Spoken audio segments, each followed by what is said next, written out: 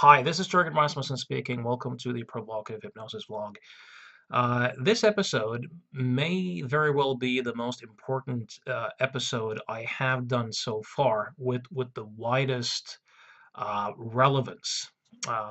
Might not necessarily be true. I think the vlog that I did titled "Why We Suffer and What to Do About It" might be my most important one yet. But this one truly is important. It's about how literally millions of people have remembered, as a result of psychotherapy, sexual abuse that never happened. This might sound like a outrageous claim, but it's true. Millions of people literally have, as a result of psychotherapy or related to psychotherapy, remembered sexual abuse that has never happened. Untold number of people have accused parents, brothers, uncles, grandfathers, teachers, priests of heinous sexual crimes where no crime has actually been committed, and believing in their accusations. And very sadly, untold numbers of families have been torn apart, and tragically, a large number of people have been sent to jail innocently, serving, in the worst instances, decades of prison time in inhumane conditions for crimes they have not, in fact, committed. Now, how is this possible? How did this repressed memory epidemic come to be? And what are the implications? What does this say about human psychology? What is there to learn from this? And how might we collectively do our part to ensure that this never happened again? So in this episode, this might actually become two episodes, the way it plays in my mind at the moment as I record this. But I'm going to take a look at this from a psychological, sociological, historical perspective to look at the various known factors that came into play. Now, in some ways, you could say that this started with Freud. It's not entirely accurate, because if you look back at the witch hunts in Europe centuries ago. This was hundreds of years before Freud was even born. So at that particular time, people were burned as witches based upon nonsense, complete nonsense. So you have had these kind of epidemics, these hysterical epidemics of false accusations, going on probably for as long as there has been language and shared culture and shared mythology. The So not only do you have the witch trials in Europe, you have the ones in Salem, Massachusetts, but for our purposes here, if we take a look at Freud, Freud was the guy in the Western world to kind of pioneer the concept of a unconscious mind, and the unconscious mind as a entity, and also the one to pioneer the idea that all neurosis that people had were the results of sexual conflicts and of early childhood events, and to pioneer the idea that we can experience, say, sexual abuse and then completely repress it in the so-called unconscious, and then decades later, through psychotherapy, remember these memories accurately, and and that doing so was necessary to eliminate various neurotic symptoms. So when Freud first started out, he he spent a lot of time leading his patients, asking very leading questions uh, to attempt to retrieve repressed memories of so-called sexual abuse. And lo and behold, quite a few patients reported these types of memories. And Freud at the time, that this was labeled his seduction theory. Freud at the time was of the thought that these memories were real. So you had like unfounded levels of incest in society. He later retracted the idea. He retracted the theory and then made the claim that these memories were mostly fantasies. Now, in the early 80s, if you want to talk about the repressed memory epidemic as it happened in the Western world, um, if you look at it rather conservatively, Michael Shermer, the famous editor of Skeptic magazine, published a book in 1997 titled "Why People Believe Weird Things." It's a really good book. I highly recommend that one alongside his The Believing Brain, which somehow goes into this stuff. Not that deeply, but somehow.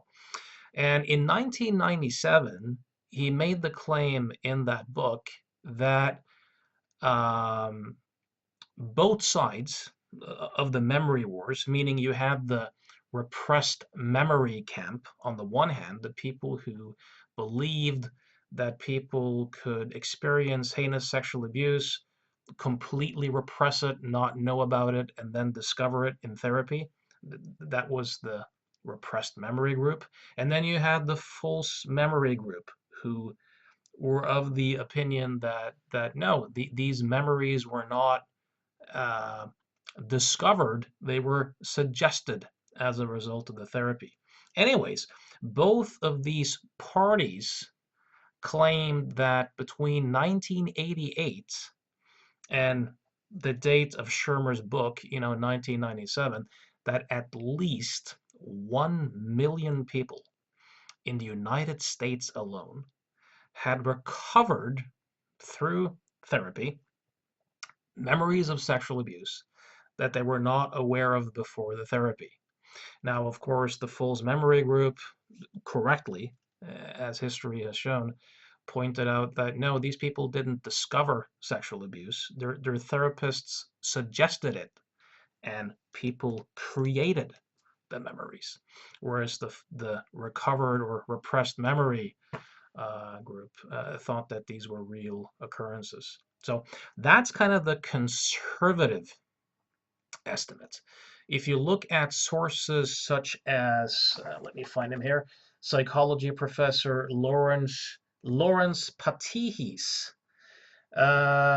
he estimates that probably around 9 million people, approximately, from the 80s until today, 2018, have recovered um, so-called repressed memories of sexual abuse. Mark Pendergrast, who might be the most knowledgeable, in-depth scholar and writer on this very topic, whose books I highly recommend. I will talk about them later. Estimates that approximately, well, during the heyday of the recovered therapy movement, in the late 80s and early 90s, probably around 1 million people a year in the United States alone. Um, I'll put discovered in quotation marks, sexual abuse, which never happened. So this is a huge issue. And here you're talking about the United States. This has been an epidemic in the UK, in the Netherlands, in many, many, Australia, New Zealand, Scandinavia to some extent. This has been completely horrendous. If you combine that with the idea that both in United States, but also somewhat in Australia and the United Kingdom, that there were thousands of satanic sects who abused tens of thousands of kids, who sacrificed babies and tortured people and animals and so on and so forth. uh, there is not a shred of evidence of these supposed satanic cults, and that any of this ever really happened. So this is a huge deal. Now, the the way that this movement kind of came to be was that in the early 80s in Boston, you had a group of people who were self-identified feminist psychologists who had some good intents. I mean, they were very concerned with incest and the underreporting of incest in society. And you had a psychiatrist by the name of Judith, I'll find it here, Judith Herman, who wrote a book in 1981 called Father Daughter Incest, who started forming these groups for incest survivors. Now, originally, these groups were comprised of people who always knew that they had been abused. But she had a couple of interesting cases where people seemed to discover cases of abuse. Now, there's a book titled Why Freud Was Wrong, and I'll just read a quick passage of this to give you a gist of what was happening. Um, well, in the beginning, membership mostly consisted of those who had always remembered their abuse, but gradually, Webster, the author of the book Why Freud Was Wrong, uh, notes the process of therapeutic memory reconstruction entered the sessions. In their pursuit of the hidden memories, which supposedly accounted for the symptoms of these women, therapists sometimes used a form of time and limited group therapy. At the beginning of the 10 or 12 weekly sessions, patients would be encouraged to set themselves goals.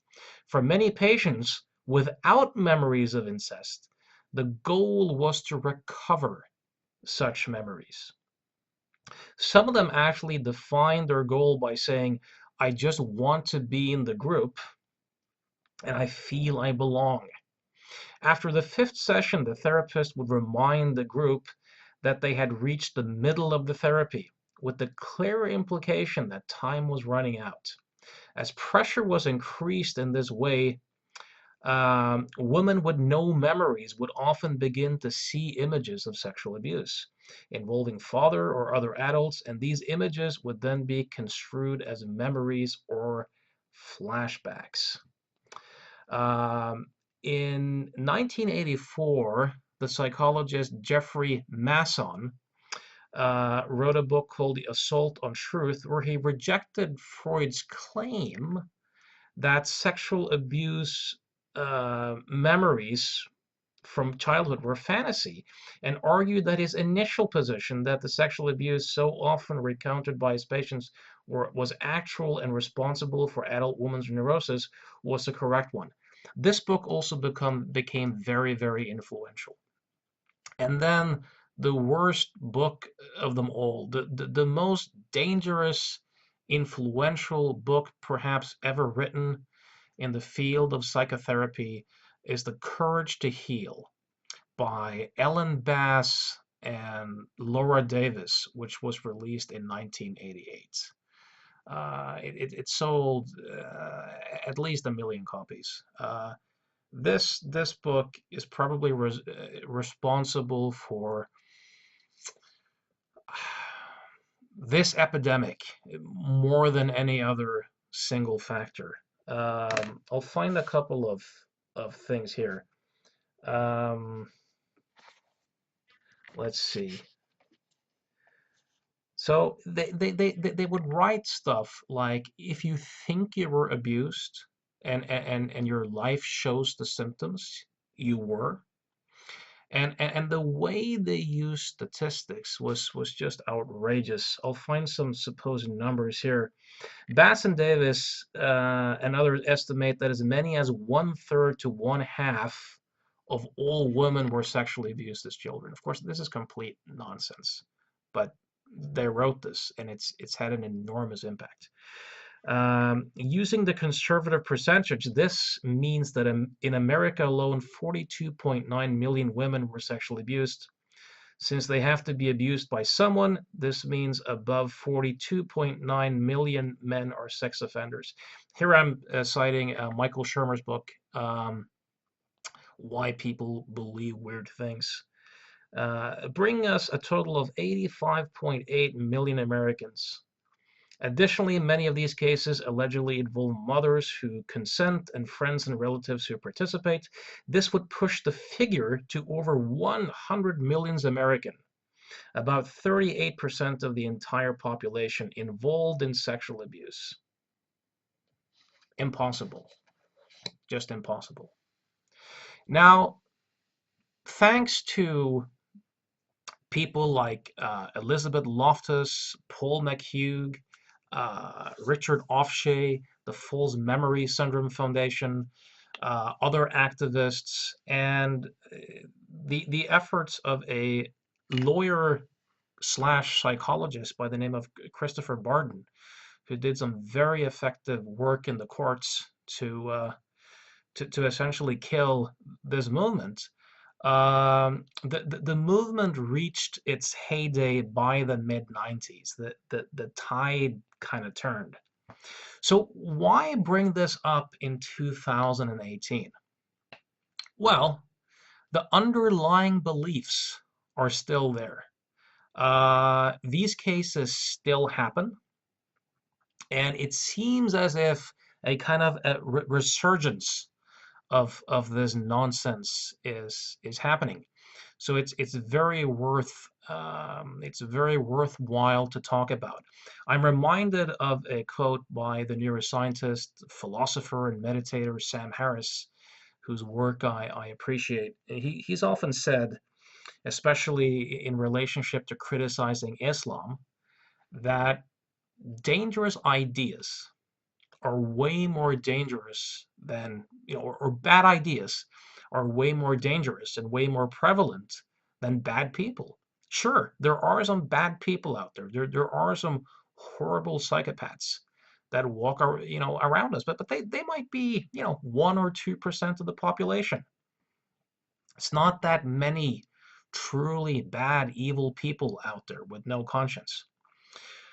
But bad ideas, on the other hand, are very prevalent. So Sam Harris made the point that if he, as a father, for example, as a non-believer or atheist, were to do,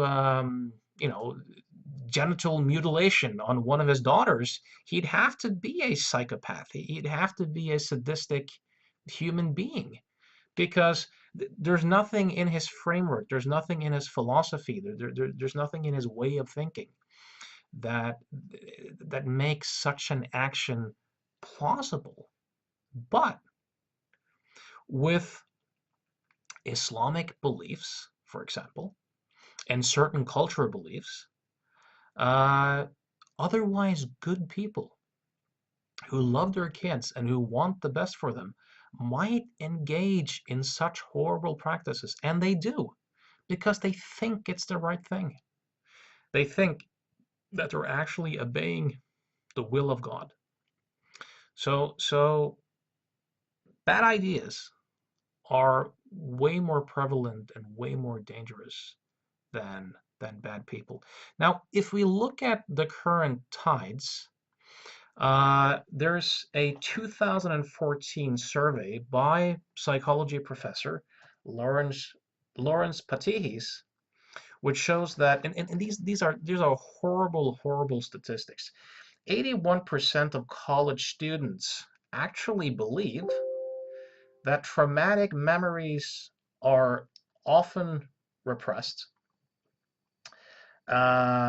86% that emotional problems often can stem from sexual abuse, even if the person has no memory of the abuse. 83.9% of the general population share the same belief. Of psychotherapists, 60.3% of clinical psychologists held this belief. 69.1% of psychoanalysts hold this belief. And among hypnotherapists, it rises to 84%. That number sounds very strange to me as a practicing hypnotherapist for over 2 decades. It does not correspond to with the beliefs of the people that I correspond with and know and the literature that I've read. But it truly is depressive reading. And if you combine that with, for example, the current very popular Netflix series, The Keepers, this show does a horrible job in promoting the idea of repressed memories as reality. By the way, psychological science on memory shows that there's no basis for making the claim that people repress unconsciously trauma and then remember it decades later through psychotherapy. That there's really no scientific basis for these ideas. But Freud's old ideas still linger in the population. And if you look at books like The Body Keeps the Score by Bessel van der Kolk, which has gotten grave reviews and a lot of endorsements by various psychotherapists, he pushes essentially the same paradigm, the idea that the body remembers and that you can access this information. So it's very worthwhile to talk about this and to look at what might be going on. So it all essentially starts with an idea. So how does this happen? What are some of the known factors that go into the mix when someone goes to psychotherapy, has no memory of ever having been sexually abused, and then suddenly or gradually through the therapy process begins to recover memories and then believe that they are actually real? How does this occur? Well, let's take a look at the work of a current memory researcher by the name of Julia Shaw, who has written a book called The Memory Illusion, which I also recommend for those of you who are. Some people ask me for book recommendations, so I sometimes throw them out. It's a book worth reading. She did some very interesting experiments in the lab where she would get college students and ask them to she would select participants and then contact their parents and have the parents submit some events that happened, I think, in the age of between 11 and 14. So could you tell us about a couple of significant events in Steve's life at the ages of 11 through 14? And they would give her photographs and she would inquire into some information about the person's life, like did they have a best friend, what were their hobbies, so on and so forth. So she brought the person into the office, and I can't quite remember what the pretext was, but she presented a picture of a memory, and I can't even really remember whether it was one or two so-called true memories, but that's not really that important for the purpose of this discussion. So she would present them with one or two pictures of actual memories, so can you remember when you won that tennis championship, or when you went on that vacation to Disney World, whatever it might be. And then she would have the person talk about that memory for a while. Then she would present this completely false story to the person where they said, can you remember the time when you and your best friend Benjamin, for example, broke into the neighbor's house and you kicked the cat and slapped the old woman who lived there and the police came and your mother cried and, just this kind of horrendous, completely made up event. And people would go, no, that never happened. Sure, your best friend was Benjamin, right? Your parents told me about this event, and you can't remember. No, I can't remember. Well, close your eyes. Try and see if you can remember. And most people would then say, no, I can't remember. Now, she met the people in the study twice more. So 1 week later, they would come into the lab again. Their homework in the meantime was to spend some time every day closing their eyes, trying to remember more details of this event. Now, when they came back into the lab for the second time, she would first ask them about, one of the known memories, and then kind of probe into, well, what more do you remember now about the time you kicked the cat, and whatever the event was. And now, incredibly, most people had started to remember. So they started to tell details. And on week 3, around 70% now claim to retrieve that memory and essentially signed off for having committed a crime that they never did. This is quite incredible. Now, Elizabeth Loftus did the famous Lost in the Shopping Mall experiments, a few decades ago. I think she had something around, 30 to 35% of people who would remember a completely suggested memory as real.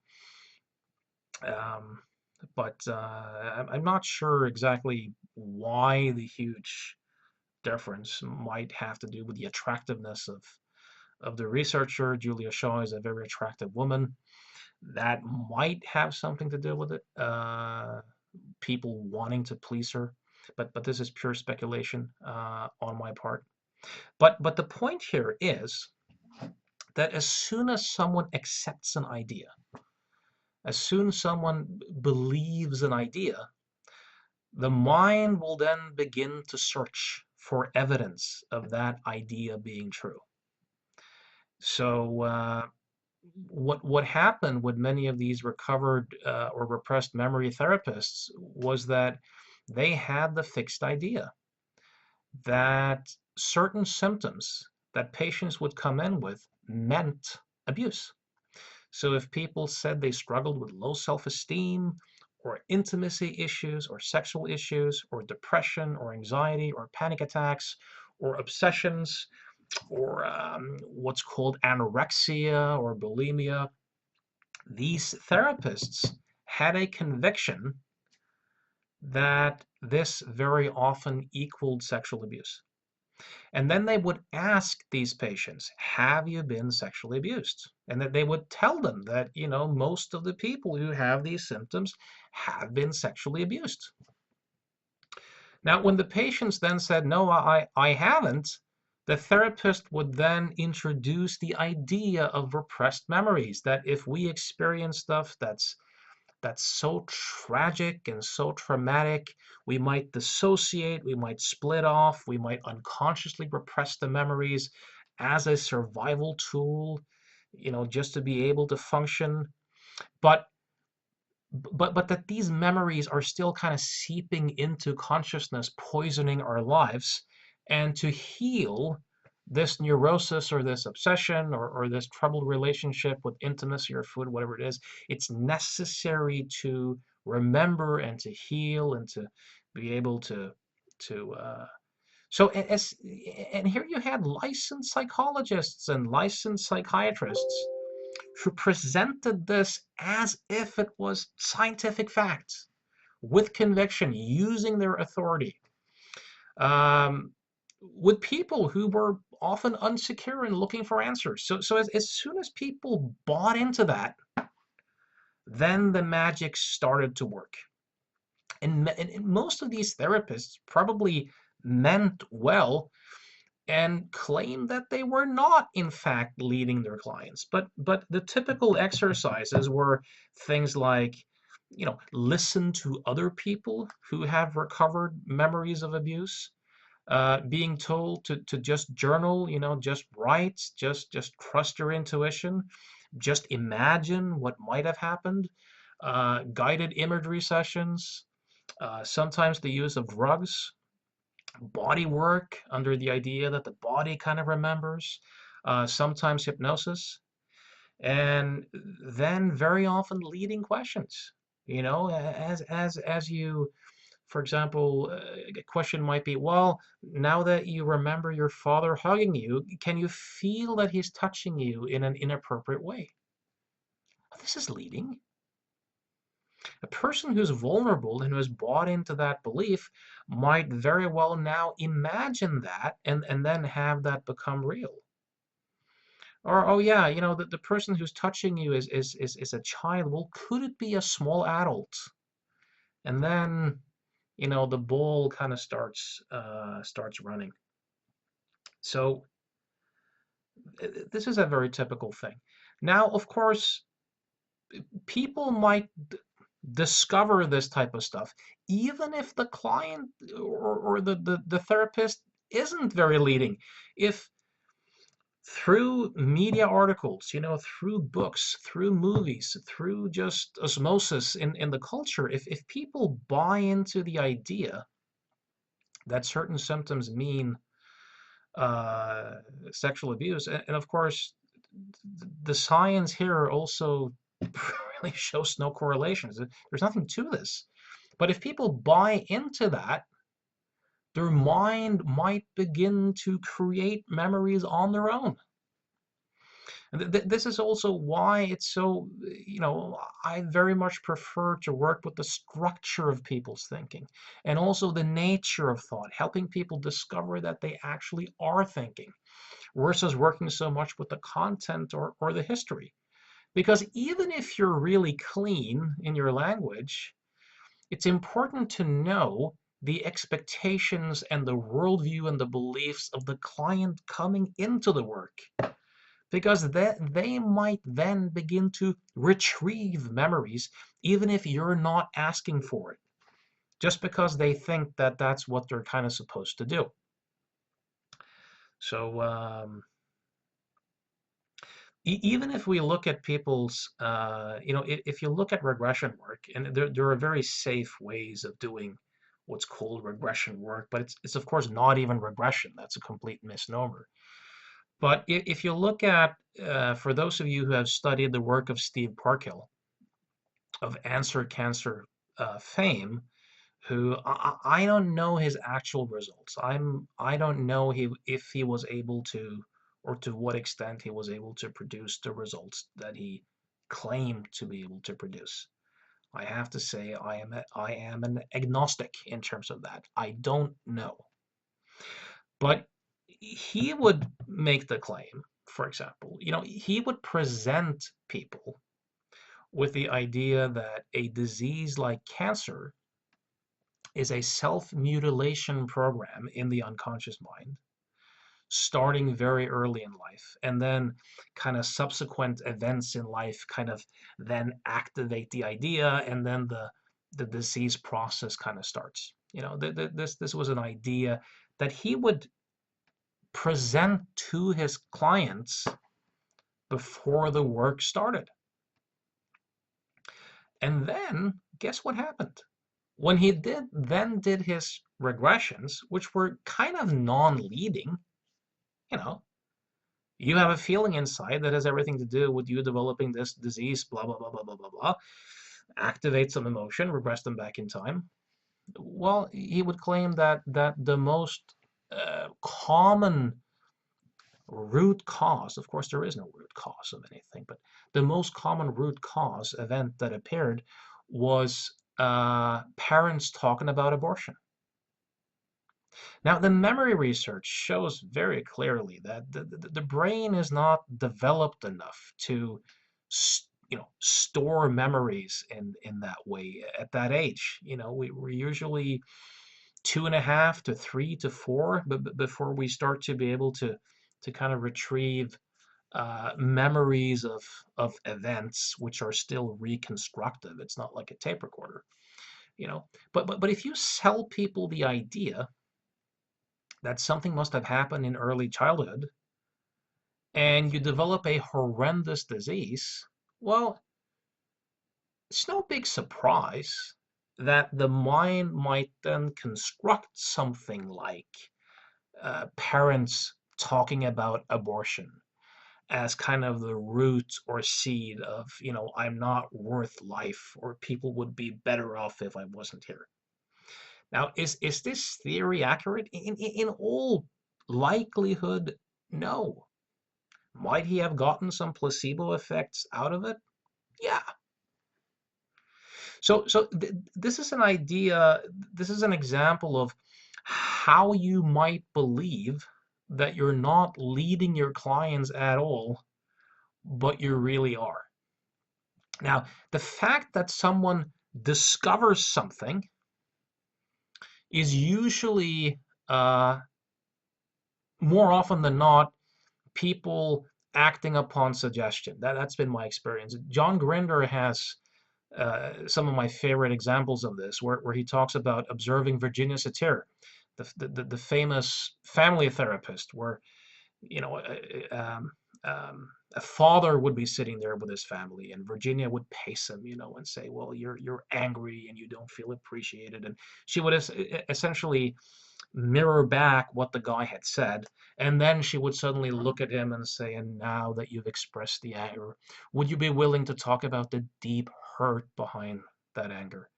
And to the surprise of everyone in the family, including the father, everyone except for from Virginia, the guy would, begin crying and, kind of bawling his eyes out. Now, the fact that he responded with hurt and sadness, is that evidence that the sadness was actually there? Not really. As Grinder would say, if you accept that, then you'll have to accept that the people who in a stage hypnosis show, you know, um, quack like ducks, you know, do so because they have a repressed need to quack like ducks. You know, it's not necessarily the case. Um, so confirmation bias is, of course, a huge, huge factor in this, meaning that most of us think that we believe by living life and then using our reason and our logic to kind of discover what's true. A lot of the psychological science seems to point in a different direction, which is that we start with believing. We have a tendency to believe first. Our minds see patterns, create stories, and then we use our logic and our reasoning to, as a lawyer, essentially, to create a watertight narrative that supports what we already believe. So as soon as someone believes, their memory, they will start to reconstruct their past, attribute motives to people in a way that supports the belief. Now, of course, the group dynamics of, creating an environment where you have other people who kind of cheer you on when you remember stuff, and where you're encouraged to break contact with your families, this also encourages this belief formation process. So a couple of other very destructive things here. The belief in memory as a tape recorder, that we can, you know, that we just store stuff as it happens, and that we can retrieve it like a memory. Of course, memory doesn't work that way. It's a reconstructive process. So the fact that a lot of people have a very mistaken view of how memory works is a huge problem as well. So it matters what you believe. It matters a lot whether you believe that memory is like a tape recorder, or if you have a more modern understanding into the reconstructive nature of memory. The belief in repression, of course, being a huge thing. The belief in the unconscious mind as an entity. One thing is to talk about unconscious processes and parallel processes and stuff like that. But if you believe in the unconscious mind as an entity which really knows the truth and that really has pure wisdom, this belief, which is also a flawed belief, is also often a vital ingredient in in the tragedy. This is a erroneous belief, so it matters if people believe in nonsense like this. Um, you can see this in some hypnosis communities. You can see it in some spiritual communities where people genuinely believe that if their thinking slows down, that it's the voice of God. If you talk to three principles practitioners, for example, they might talk about wisdom as a download from the universe, pure wisdom, the voice of God, the voice of the energy behind all things, that's speaking pure truth uh, through you. These can be dangerous beliefs. These can be dangerous beliefs.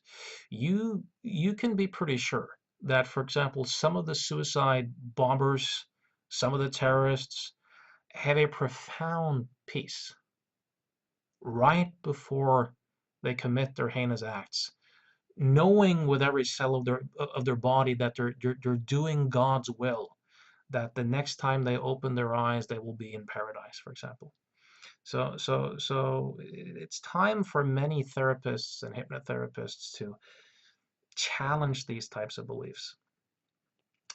Another big one here is cognitive dissonance, and the fact that so many of us are poor at dealing with ambiguity.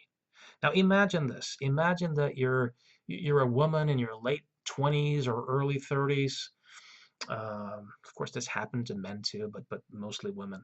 And let's say that you have a sense of entitlement, maybe some narcissism going on, that says that you deserve for life to be a certain way. You deserve to be having a particular level of success or whatever it might be. And let's say that your actual accomplishments in life are, well, let's just say that the gap is quite huge. How do you deal with this? Well, the thing about repressed memories of sexual abuse being so attractive for many is that it gives them an explanation. It gives them a sense of certainty. And just as importantly, it lets them off the hook. See, you're not responsible. Someone did something bad to you. You see, you're brilliant. You're a genius. You're just awesome. But the fact that your life hasn't worked out, it's not your fault at all. It's not your responsibility. It's because someone did something to you, and it's repressed. And the unconscious mind as an entity, uh, and notions of repressed memories being very, very attractive because it lets the person off the hook. They become a hero. They get the identity of being a survivor. Suddenly they're special. So it says something about us human beings. Like if you were to ask most of the people who ended up accusing their parents, for example, of sexual abuse that never happened and who believed in it, are most of these people evil? No. Do most of them probably care for their parents? Yes. Or many of them brought up with like, when hypnotists say that you'll never accept an idea that goes against your values, or you're always protected. Well, if you were to ask most of these people, is it right to accuse someone of something they haven't done? Could you ever knowingly hurt your parents? The answer would probably be no, of course not. But look at the human psyche. if someone is in deep trouble, if they are offered a narrative that says you're the victim, you're off the hook, these are repressed memories, and the result is grandfather goes to jail, a lot of people will take that deal. It's not a conscious thing. It just says something about the human condition. Now, why might people believe stuff that's outrageous? Well, at some level, they want to believe it. At some level, they have a motivation to believe it. If nothing else, to have the identity of being. So, for example, when Paul Ingram, this is a famous case, Paul Ingram was a sheriff who was charged and convicted of sexually abusing his daughters, based on what's in all likelihood false memories. A social psychologist by the name of Richard Offshay had read about high hypnotizability and had a suspicion that this guy was very suggestible and very. So what he did was that he talked to a son of Ingram and a daughter and asked them, look, did he ever force you guys to have sex with each other and then watch it? And they said, no, no, no, nothing like that's ever happened. Then he went to Ingram and he said that your kids have said that happened and that happened. And I'll be back next week and I want you to try and remember. And lo and behold, next week, Ingram remembered these acts and signed the confession, which convinced Offshay that this was, completely nuts. Now, why would he want to believe that he had abused his kids when he hasn't? Well, he had a very, very strong religious beliefs, and he had a very strong conviction that his kids would never lie because his kids were perfect. So I'm not saying that the kids lied. They might completely have believed in the nonsense, but it still lies at the level of self-deception. But he had a belief that said that his kids doesn't lie, and that probably says that he's a good parent in some sense. And just to kind of show you just how tragic this can be, you have had people sitting in jail for decades based upon someone remembering abuse in a dream, and then a psychologist in court corroborating this is real evidence. Take a look at the George Franklin case. In 1989, his daughter Eileen Franklin um, went to therapy and discovered a memory of watching her father kill a friend of hers who were like 7 or 8. This happened like 20 years earlier. And based upon this recovered memory, George Franklin was convicted of murder and sat, I think it was 6 years in jail, based upon the psychologist saying that this is a true memory. Of course, what got him out was that his daughter started remembering him committing other murders too, which he clearly could not have done, and where DNA evidence exonerated him. So after a few years, they had to let him go. But this is just how tragic this whole thing is. There's one more factor I want to bring into the mix, and that is uh, postmodernism and the trend these days of relativizing truth and evidence and saying that there is no truth. There's just narrative. Um, a lot of therapists are postmodernists, and the you know even colleagues of mine you know talk about avoiding the truth trap, talk about there is no truth, and don't care about truth. There's just narratives, there's just stories.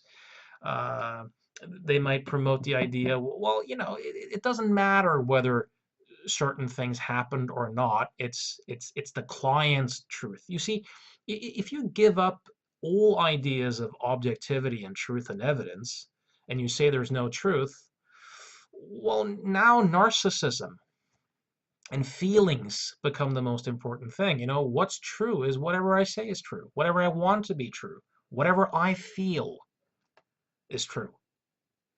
Now, if you broaden your perspectives a bit and you take into account, you know, if someone goes to court and they accuse someone else of sexual abuse, it fucking matters whether that's true or not.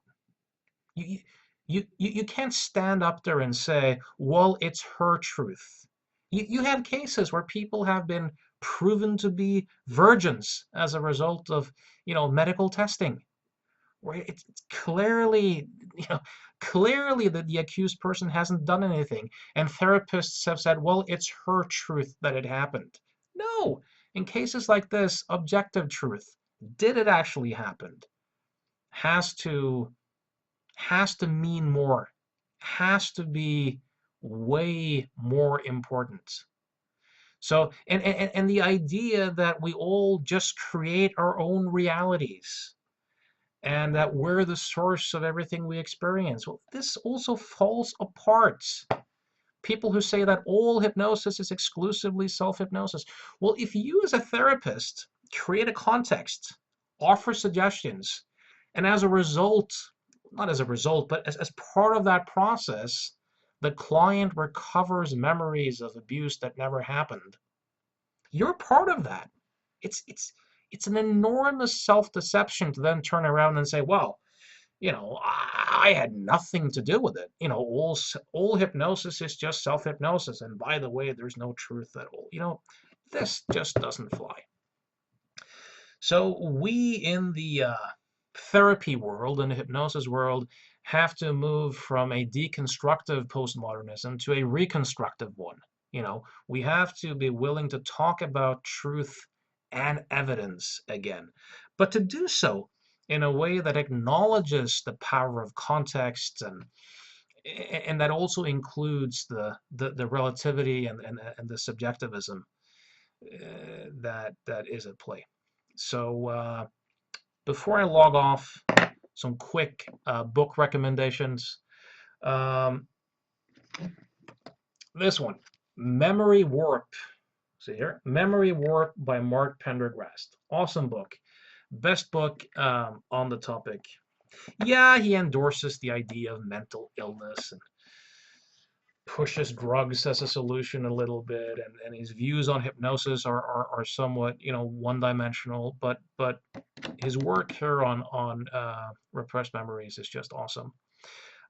He has another book too called "The Most Hated Men in America," the Jerry Sandusky case that I'm getting into, which kind of alleges that Sandusky might be innocent and ties this to recovered memories. It's also very interesting. Um, Why People Believe Weird Things by Michael Shermer. It's also a really good book. Also, The Believing Brain. Um, if you want to look into cognitive dissonance, Mistakes Were Made by Not by Me by Carol Tavris. This is a really good book that I recommend. And if you want to take a look at it from the perspective of a patient, there's a journalist by the name of Meredith Moran who has written the book My Lie, of how she ended up believing that her father sexually abused her and then discovered uh, the illusory nature of the whole thing and how she was wrong. It's an interesting, gripping book. So I hope this was useful. I hope this has stimulated your thinking to some extent. I welcome your comments if you have any. So till next time, be safe.